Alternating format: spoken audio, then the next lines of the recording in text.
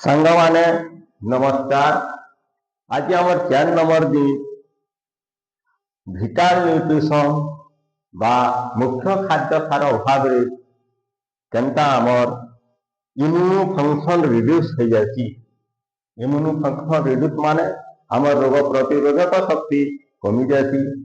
ଆମର ରୋଗ ପ୍ରତିରୋଧକ ଶକ୍ତି ଯେତେବେଲେ କମି ଯାଉଛି ଆମକୁ କାଣା ହେସି ବାରମ୍ବାର ଇନଫେକ୍ସନ ହେବା। इन्फेक्शन बेले काना बारंबार ठंडा ज्वर हेबा, भाइराल ज्वर हेबा, बारंबार खांसी हेबा, बारंबार सर्दी हेबा, बारंबार टाइफॉइड हेबा। पाखे पाखे यदि आमर दिही नसला आमे जानवा जे आमर रोग प्रतिरोधक शक्ति कम अच्छे।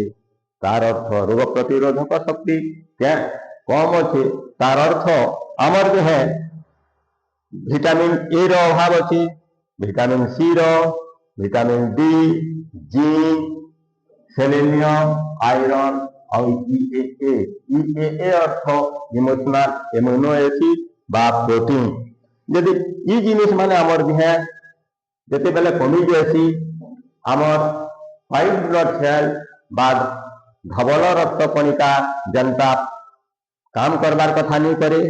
1 2 नंबर रे आमर जे रोग प्रतिरोधक कारी सेल अच्छे जीवकोष अच्छे से माने भल भाव तैयार हो नहीं पार।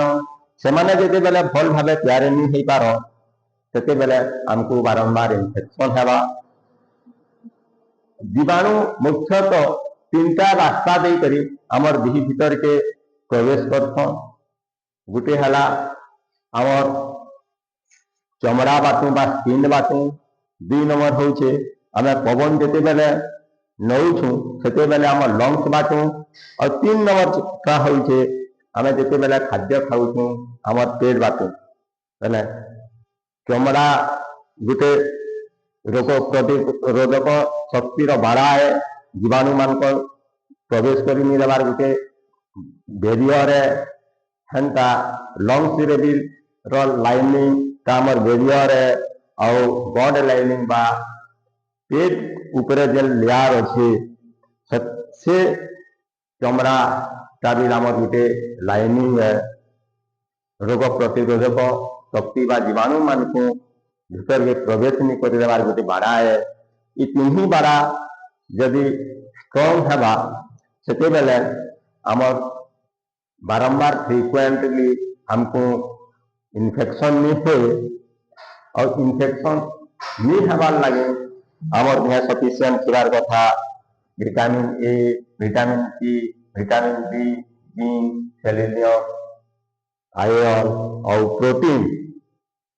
ये जिनिस माने सफिशिएंट खिले हमें हेल्दी रहमा और बारंबार इन्फेक्शन के दूरे रहमा। Prevention is better than cure. Stay healthy rest of the life.